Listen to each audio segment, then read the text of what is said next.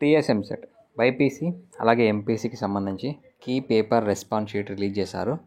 So చాలామంది స్టూడెంట్స్కి 30, 35, 38 ఇట్లా 40 బిలో మార్క్స్ వచ్చాయి. అలాగే 40 to 45 మార్క్స్ కూడా చాలామంది స్టూడెంట్స్కి రావడం జరిగింది.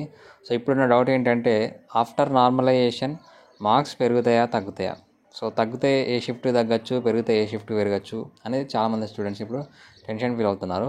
మెయిన్గా ఎస్సీ ఎస్టీ క్యాండిడేట్స్ స్టూడెంట్స్ ఎవరైతే ఉన్నారో వాళ్ళు కంగారు పడాల్సిన అవసరం అయితే లేదు. మీరు ఎగ్జామ్ జస్ట్ అటెంప్ట్ చేస్తే క్వాలిఫై అయినట్లే మీకు ర్యాంక్స్ అనేది ఇష్యూ చేయడం జరుగుతుంది, మార్క్స్తో సంబంధం లేకుండా. ఒకవేళ మీకు మెరిట్ రావాలని మంచి కాలేజ్లో రావాలనుకుంటే అప్పుడు మీకు మార్క్స్ అనేది మంచిగా రావాలి.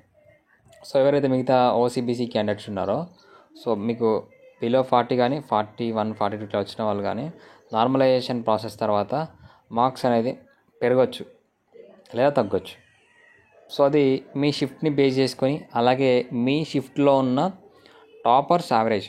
సో మనకి 0.1% టాపర్స్ యావరేజ్ ఇస్తారు.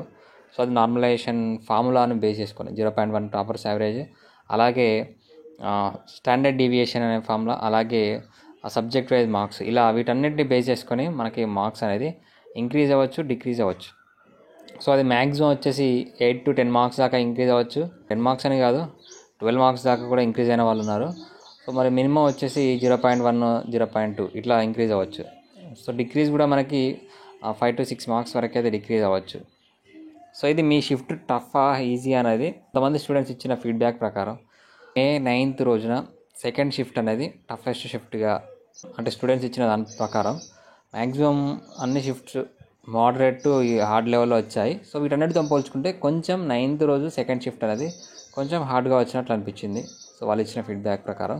సో 9th రోజు ఫస్ట్ షిఫ్ట్ అనేది కొంచెం ఈజీగా వచ్చిందని చెప్పారు. సో ఒకవేళ టాపర్స్ యావరేజ్ ఈ సెకండ్ షిఫ్ట్లో తక్కువగా ఉంటే మీకు మార్క్స్ అనేది పెరగవచ్చు. మిగతా ఓవరాల్ యావరేజ్తో పోల్చుకుంటే, ఓవరాల్ యావరేజ్ మార్క్స్ నార్మలైజేషన్ తర్వాత పోల్చుకుంటే సెకండ్ షిఫ్ట్ వాళ్ళకి పెరగడానికి అవకాశం ఉంది.